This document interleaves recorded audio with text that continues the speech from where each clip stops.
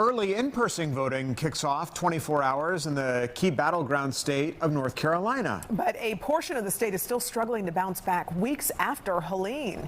Fox's Chelsea Torres is live in Asheville, North Carolina. And Chelsea, will voters experience any changes in the way they're voting?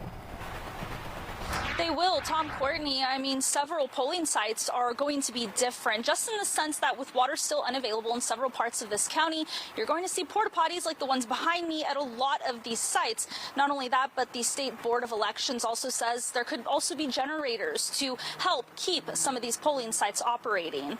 A quarter of the state's counties were affected by Helene. Several polling sites were flooded or completely damaged. Nearly 3 weeks later, and water is still not fully restored in Buncombe County.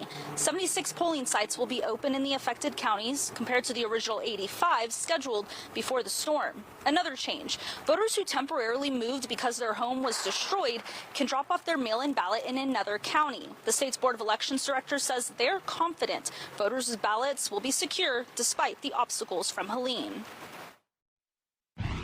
Through all of this, those counties have still tested the voting equipment. They will have chain of custody as we deploy those pieces of equipment and all of the ballots and other supplies and have those returned to the County Board of Elections. Some of the measures we've taken with absentee ballots, we will still have strong and accurate and documented chain of custody throughout the state. Now, surprisingly, early in-person voting is the most popular form of voting here in North Carolina. 65% of voters voted in early in-person voting back in the 2020 election. So despite some people still not having water or may not even have a home right now, a lot of people are telling me that they're determined to get to those polling sites.